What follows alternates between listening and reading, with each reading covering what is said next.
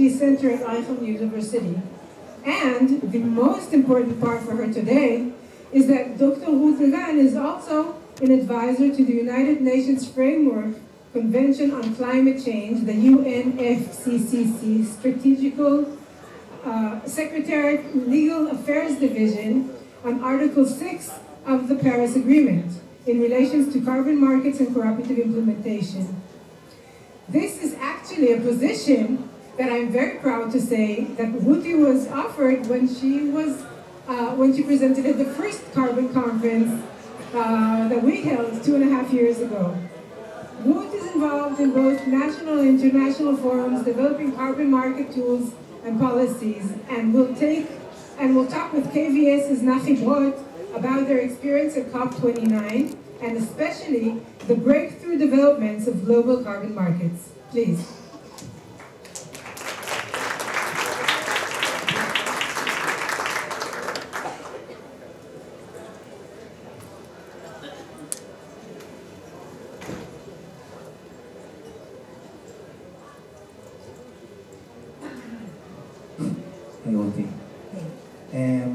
I just want to mention that before, like a couple months ago when we were working on this conference, we said we should have an update on what's going to be after COP29, and I was like, what?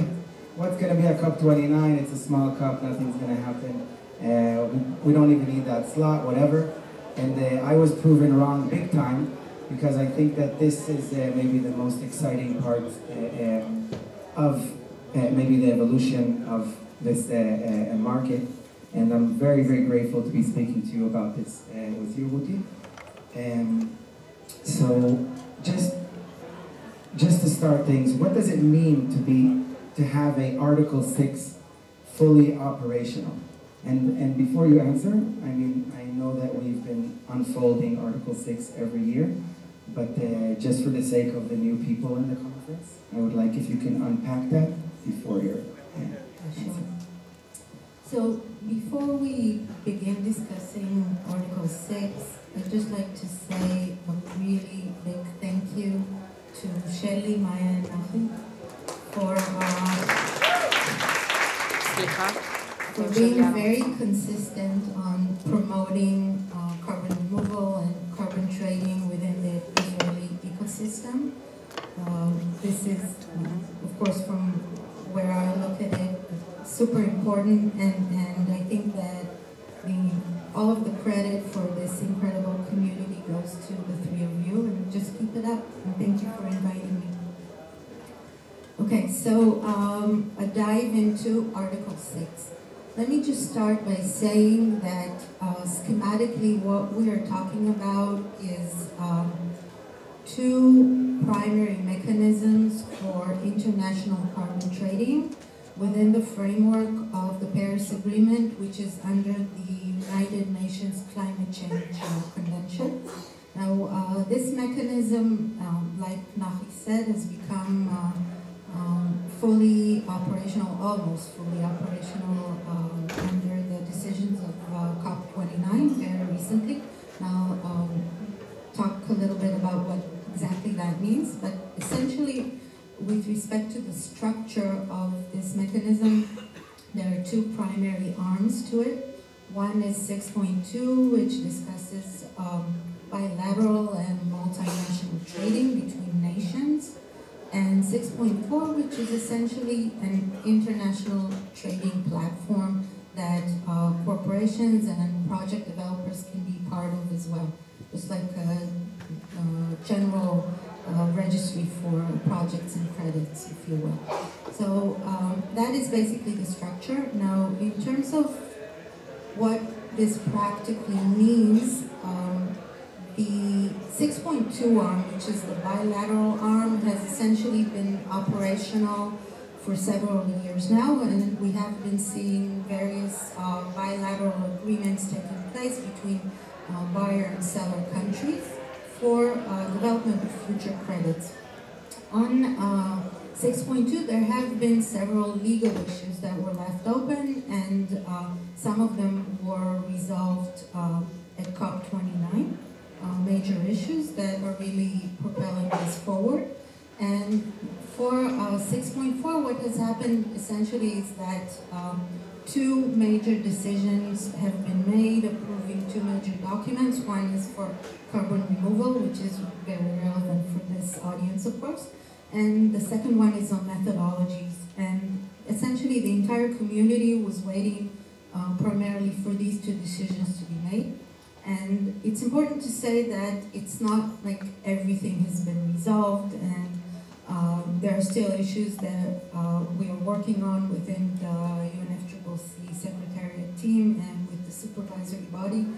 The registry is still not up and running. It's in the works right now, and various additional decisions need to be made. But essentially, like one of the primary directors within the Secretariat said Paramount, you know, he said, we are now open for business. And that is very meaningful. It essentially means that projects need to be gearing up for registration into Article 6. And there are already actually deadlines for expressing notification on prior consideration of Article 6 projects. So this is definitely moving forward at a swift pace. Nice, nice. I mean, that is super exciting for the whole market. Actually, maybe help us break it down so we can try and picture, let's say we're operating in an Article 6.4, or if I can call it a PACM, the Paris Agreement Carbon Mechanism, the new one. Try and help me unpack where how the transaction looks like. Like, for instance, if I want to sell, if I want to produce, if I want to sell, how does it transfer between people? Yeah, sure. So essentially, the project life cycle is very similar to what we know from the voluntary market. The rules are, of course, enhanced. It's, I would say, the more modern and upgraded version of standards for approval of carbon-producing projects. But the primary parameters that are required are very, very similar to what we know from the voluntary market. Now, once a project has been approved and registered, it can begin issuing credits that will appear in the registry, essentially like a bank account. And the credits can be moved from account to account. They can be removed from the registry altogether. The primary issues that need to be considered are, essentially, it's the additional layer of status for these credits, because they can potentially become credits that are offset against NDCs, the national commitments by countries under the convention. It essentially means that there's an additional set of rules that need to be taken into account. For example, units that are produced within 6.4 that still don't have the status of an ITMO. An ITMO is a unit that can be accounted against NDCs. And essentially, if there are units that have not received the status yet, if they're removed from the registry, they can never receive the status again. They need to remain within the registry. So that's an example of an additional rule that you would not have within the voluntary market. So market participants that want to be active under Article 6, 6.4 essentially need to be very cognizant of these additional rules in order to be able to preserve the enhanced value of the traded units.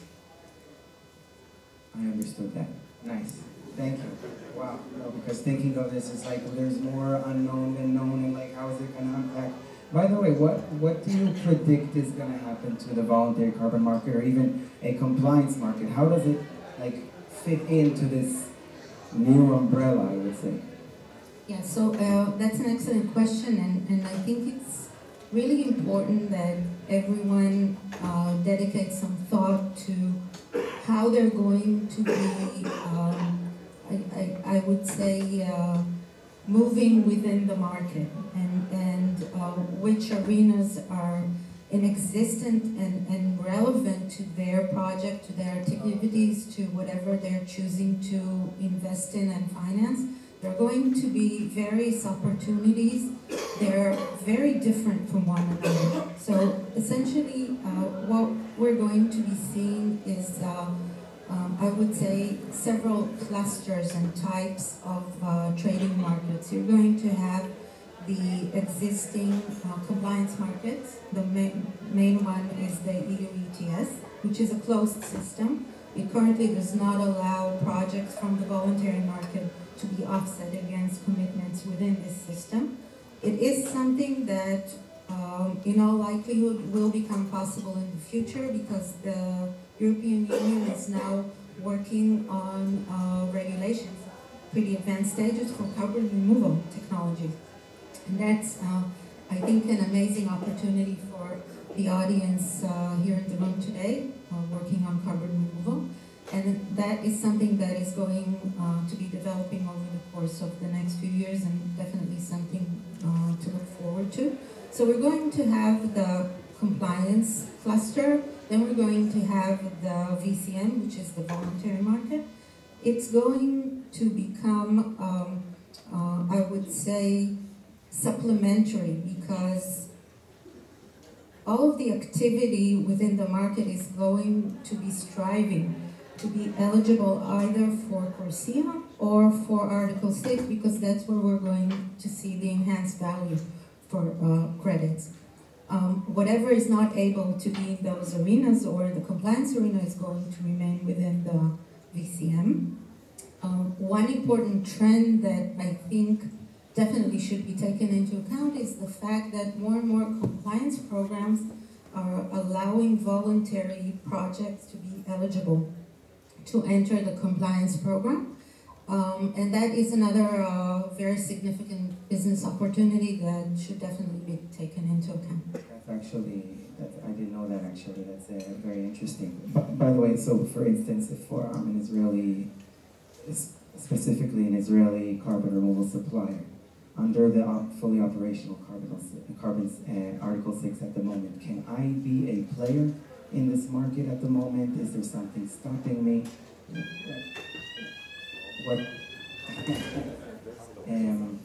How would I move forward if I want to engage in such a market?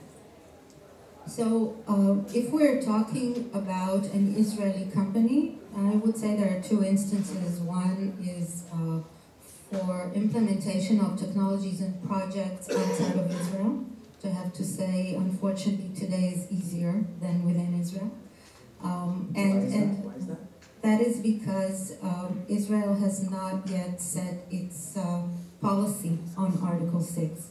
Has not made decisions on what is going to be eligible for Article 6, what type of sectors they're going to allow to be sold outside of Israel and have the corresponding adjustment, which is what needs to take place in order to avoid double counting, and what will remain within Israel and be counted against Israel's NDCs. So unless Israel develops its own policy on Article 6, there is unfortunately not going to be a very clear incentive on and a clear signal towards decarbonization projects here on the ground in Israel. However, I should note that because there is essentially a carbon tax that is going to be applied in Israel starting January 25, there are several programs by the Ministry of Economics on incentives for industry. One of them is for carbon removal projects within the industrial sector, and I really encourage everyone to take a look at that because there's interesting potential there. Another person that could buy or finance that. That's very interesting. Unfortunately, we have to start thinking of wrapping up. So I'm just going to conclude that basically the government has a major role in actually operating this Article 6 mechanism. They need to decide on many different things, and make it clear for the market so we could move forward. Yes, absolutely, that is an essential. I should say that since deadlines do exist currently within the registration process under Article 6, then I encourage everyone to take a look and see if that's something that is applicable to you. However, to be able to proceed with actual projects that physically take place on the ground here in Israel, the state of Israel will need to make itself known to the mechanism and state its policy on it so that Israeli projects can proceed there. More work to do. More work to do. Thank you so much, Ruti. Thank you so much. Thank you so much. To conclude the session, everyone could scan the QR code, which I know works, and answer the question. Answer the question. Go ahead. What do we think is the next most important piece of the puzzle for Article 6 to be fully functional? Let's see what the crowd thinks.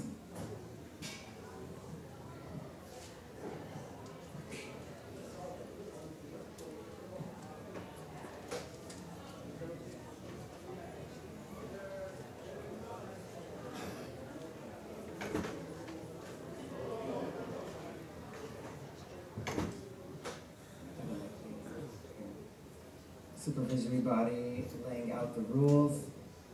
That makes sense. Developing an internal carbon market. Okay, we get the picture. Okay, supervisory body. I didn't see that coming. And I didn't see that one coming. Okay, nice. So, we're moving on to our second session, third session actually. This one will be about the carbon buyers. This conversation will be taking place in Hebrew, and I'm happy to invite to the stage our partner and supporter at this conference and in last year's conference too, Sharon Al-Aluf from Bank Hapoalim. This is Sharon's last public appearance as a representative of the bank after 7 outstanding years as head of the ESG of the bank. Well done, Sharon, well done. This is an opportunity for us to thank you for all of you that you've done in this climate ecosystem. Kol hakavod. Next is Yves El-Colombra, carbon emissions expert and sustainability engineer at HP Indigo. Yves. Moran Chaviv, you've heard from her earlier, the Director of Strategic Innovation at Microsoft, and Ornit Shinar, partner at Rain Ventures Finance.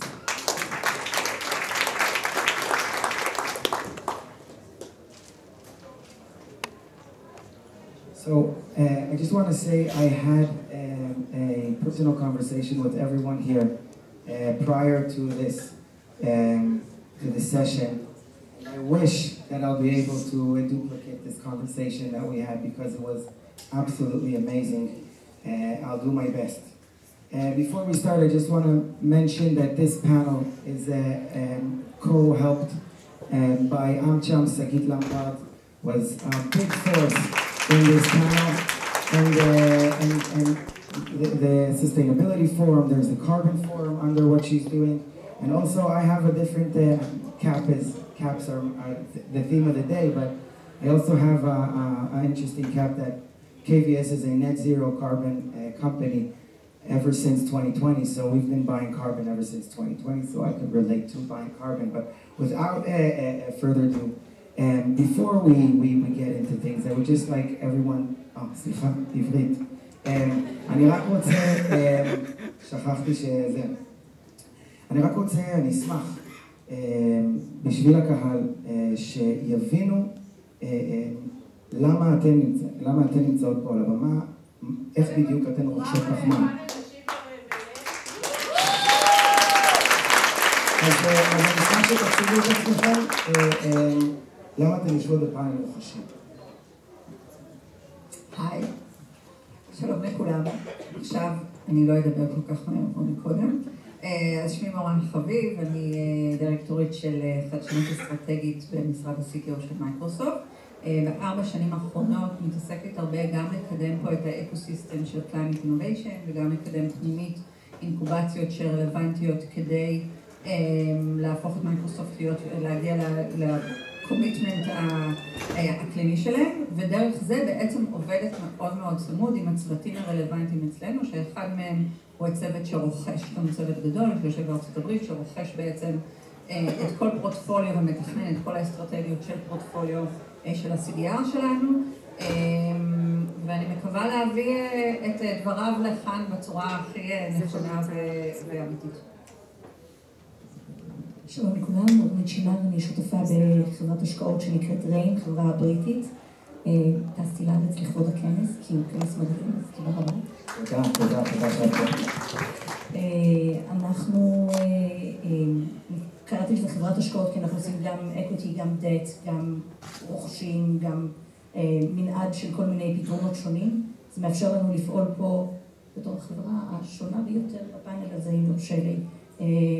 בכל זאת לשבת איתם, ולא לשבת בפאנל של המשקיעים הרגילים, בגלל שאנחנו עושים דברים טיפה מוזרים ושונים. אבל זה הופך את זה ליותר מעניין, ובשוק הזה אני חושבת שזה דבר שהוא ממש נחוץ, ונשמח לספר על זה. שלום לכולם, אני אבל קולום מ-HP אינדיגו. אנחנו פה ב-HP, כאילו, אצלנו ב-HP אינדיגו, אנחנו חברה שמייצרת ומוכרת מכונות דפוס דיגיטליות בכל העולם, ואנחנו עושים איזון פחמני של התהליך ייצור של המכונות שלנו כבר מ-2012, אז אנחנו רוכשים קרדיטים של קרבון, וגם בנוסף יש לנו גם יעד ברמה של HP Corporate להגיע לנט זירו ב-2040.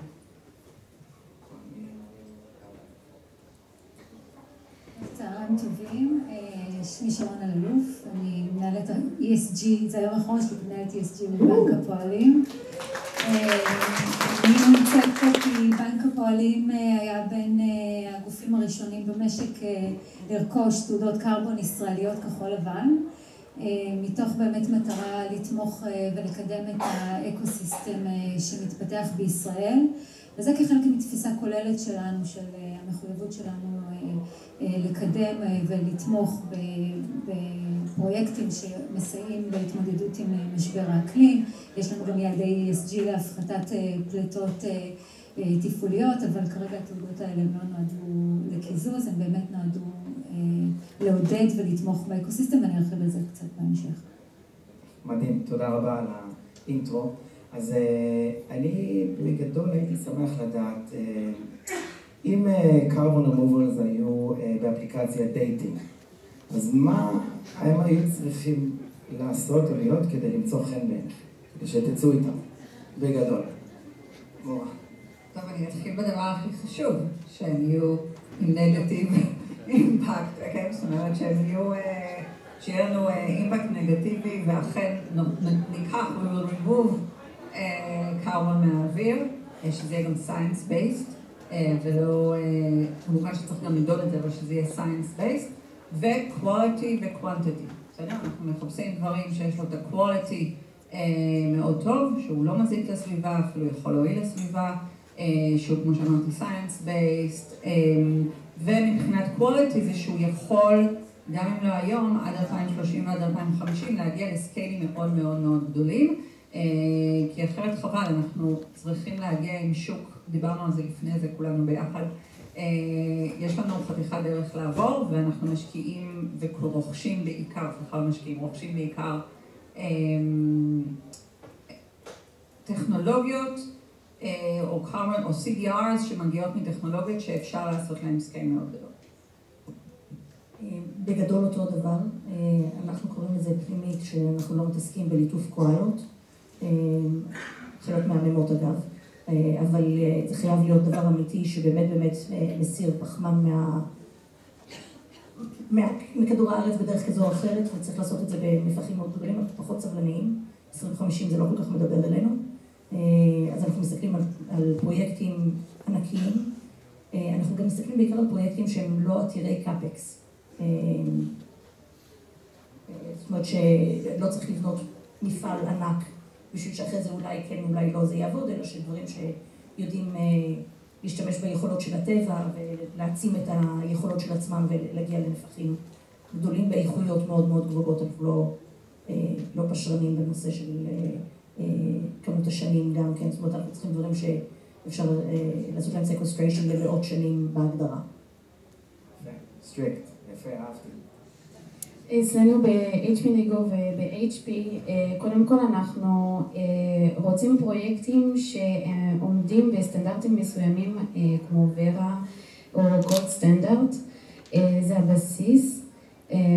בנוסף לזה שזה בדרך כלל בא ביחד, כן, אנחנו רוצים פרויקטים שהם גם measurable, verifiable, additional, permanent, unique, retired, וגם שלא פוגעים בסביבה ובקהילות המקומיות. אז זה המאסט, ויש גם עוד מאסט, שזה בעצם שהוונדור הוא צריך להיות accredited על ידי ICROA. ICROA שזה International Carbon Reduction and Offset Alliance, והוא צריך להיות חלק מה-Alliance הזה ולעמוד ולחתום על ה-Code of Best Practice שלהם. ויש לנו גם עדיפויות, כמו פרויקטים וינטייג' שזה בדרך כלל נופל ב5 שנים אחרי הרכישה. גם אנחנו מעדיפים nature-based project, שוב, זה העדפה, אבל אנחנו מסתכלים על זה יותר ויותר, גם בגלל האמת זירו.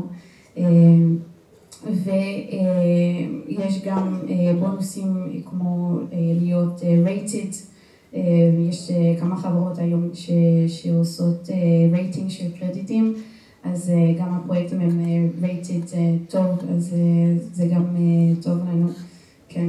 ועוד משהו נוסף, זה העניין של ה-co-benefits. co-benefits. כן. בעצם זה עדיין בהעדפה שלנו, זה לא must, אבל זה כן חשוב לנו שהפרויקט לא יהיה strictly carbon offsetting או carbon removal, אבל שגם תהיה השפעה חיובית או לקהילות מקומיות או לאקוסיסטמס. טוב, אני חושבת שכולנו יש מכנה משותף, כי אנחנו מסתכלים על אותו דבר, אבל באמת הדבר הראשון שאני מסתכלת זה על האימפקט של הפרויקט, וכמובן nature based זה המועדף, אבל בהחלט ה-added value של סיוע לקהילות מקומיות, למשל יש לנו פרויקט שאנחנו תומכים בו של חקלאות מקיימת של מטעי אבוקדו בצפון, בקו העימות, שנה מאוד מורכבת, היה לנו השנה understatement, אז לפחות שני פרויקטים שאנחנו השקענו בהם, תמכו בחקלאים ובקהילות בצפון, אחד הוא nature based, השני הוא חקלאות מקיימת שנותנת גם להם added value והכנסה נוספת מהפעילות ועוזרת להם בשנה הקשה הזאת, אז זה באמת הדבר המרכזי. הדבר השני והוא מאוד בסיסי זה שהתעודות יהיו ולידיות ושיקבלו וריפיקציה, בין אם זה של ורה בינלאומית ובין אם זה וריפיקציה מקומית של רות דגן ו-BDO, יש לנו גם תעודות כאלה. והדבר האחרון זה שזה גם משתלם, זאת אומרת יש לנו מגוון תעודות בפורטפוליו, אנחנו עשינו פורטפוליו מגוון, גם של תעודות שהן מאוד מאוד יקרות, ופרויקטים מאוד איכותיים שהם באמת nature based ובימי השנה ורימובל וכו', וגם פרויקטים שהם קצרי טווח, אבל מאפשרים לנו לקבל יותר תעודות, אז עשינו איזשהו פורטפוליו מגוון. מגניב, אז כן, בטח. קודם כל, תמיד אפשר להוסיף, בסדר? אז אולי בזה מייקרוסופט טיפה שונה. אנחנו לאו דווקא, אנחנו כמובן רוכשים גם CDR'ים שהם verified על ידי גולד סטנדרט ואחרים, אבל אנחנו רוכשים כאלה שהם לא verified, אלא הם כאילו מבחינת הסיינס שלהם קיבלנו מה-advisory board שלנו, שהם כולם scientific people all over the world, באמת הוכחה שזה קורה, אבל הדבר היותר חשוב שזה יכול להיות real time measure. בסדר? זאת אומרת, את ה-verification שלנו אנחנו הרבה פעמים עושים מול טכנולוגיה שאפשר לראות את ה-real time measured, שהיום זה אחד הדברים שאנחנו חושבים שכדאי ורצוי להוסיף לתוך תהליך ה-verification, ולכן אנחנו משתדלים לעשות את זה, אז רציתי להוסיף את זה. אני כמוה, רק לא מייקרוסופט, אז אנחנו אבל לא מחכים לווריפיקציה מגופים. אני הולכת להגיד את זה נורא בזהירות, כי כמובן שלעזור לכל האוכלוסיות זה דבר מדהים וראוי ונכון ונפלא. אבל אני כן רוצה לשאול אתכם שאלה, האם דווקא התעשייה הכי צעירה, הכי לא מבוססת, הכי לא רווחית עדיין, היא זו שצריכה לממן את זה, או שתעשיות אחרות יכולות לממן את זה בתור הפילנתרופיה שזה, והתעשייה הזאת יכולה אולי להתפקס על להוציא פחמן מהאטמוספירה בצורה יעילה? אז כמו ששמתם לב, זה מגוון. יש לנו פה גיוון, ובעצם זה נראה לי איזשהו אמרה לכל החברות שנמצאות כאן, שיש לכולכם פה בית, בטח באפליקציה שדיברנו עליו. זה דווקא הופתעתי, זה היה מאוד מעניין. שרון, אני רוצה לצלול לתוך המוטיבציה. את בעצם הרוכשות הראשונות בישראל, אבל תחת ESG, תחת אסטרטגיית ESG, בטח של גוף פיננסי מוביל, ואני סקרן לדעת לגבי המוטיבציה שלך בסיפור הזה. אז יש כמה מוטיבציות.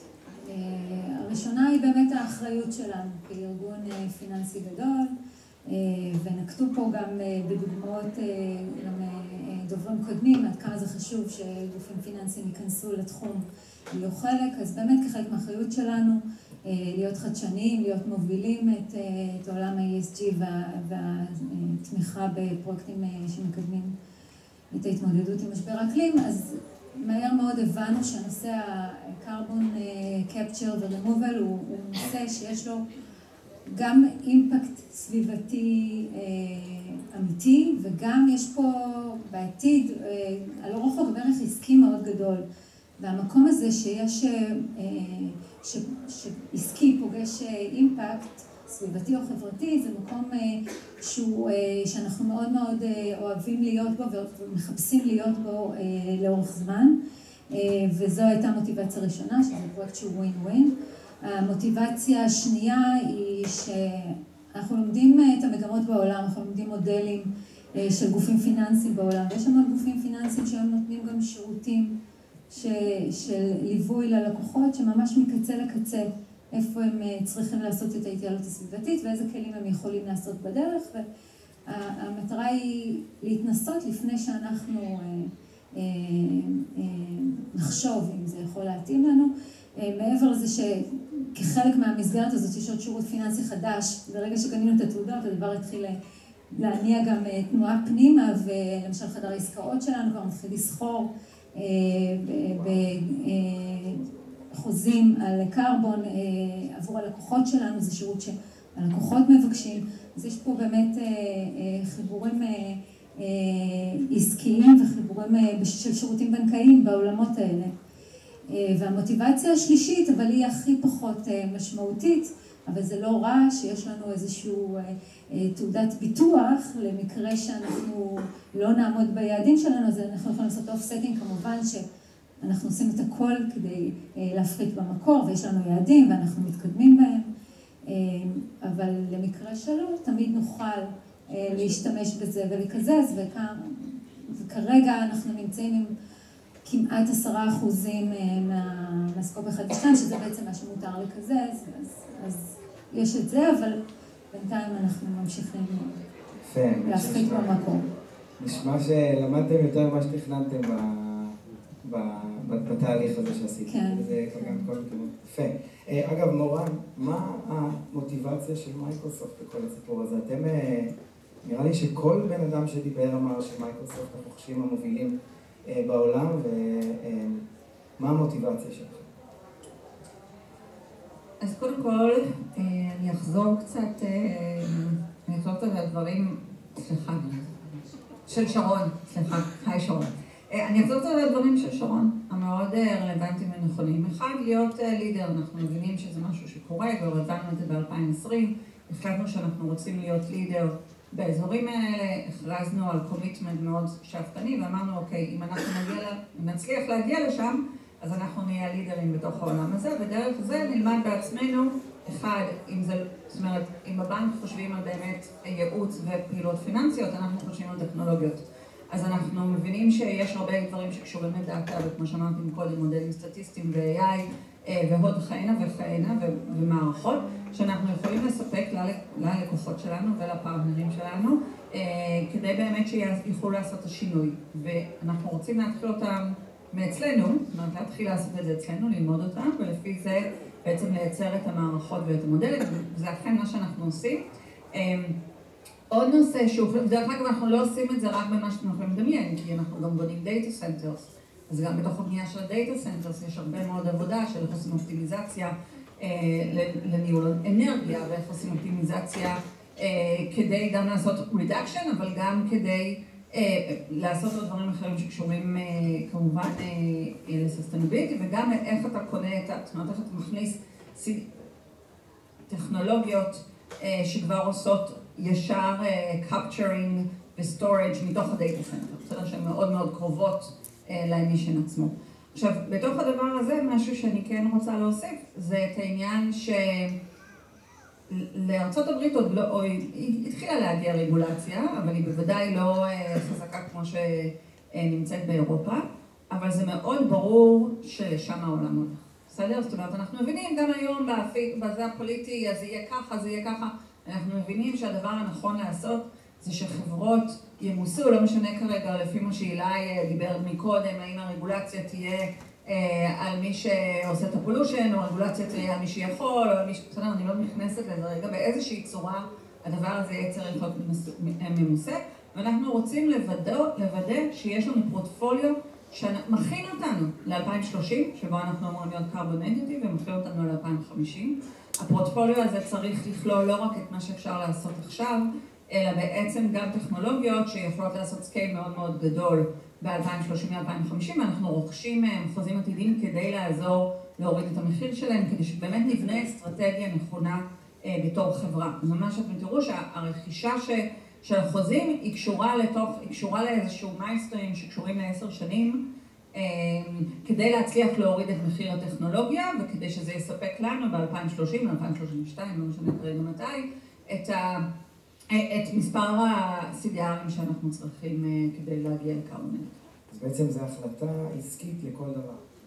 כן, היא כמובן מגיעה הרבה מאוד, תראו, מייקרוסופט, אני מאוד, אמנם עובדת במייקרוסופט, אני מאוד גאה להגיד שה-CEO של מייקרוסופט לקח את זה ב-20 ידיים, הייתה החברה הראשונה, בטח הטכנולוגית, אבל גם בכלל שהתחייבה להגיע עד 2030 להיות קרבון נגטיב, זו חברה עולמית עם אמישנס מטורפים, זה מסע מאוד מאוד גדול, והוא עשה את זה כי צריך ונכון, וכי אנחנו יכולים, כי אנחנו מהחברות היותר עשירות.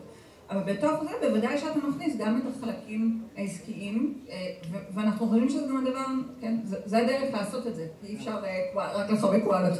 לגמרי. אגב, איב, את באה מחברה שלדעתי מאוד ציונית, קמה בישראל, אמנם נקנתה על ידי HP, אבל חברת אינדיגו קמה בישראל.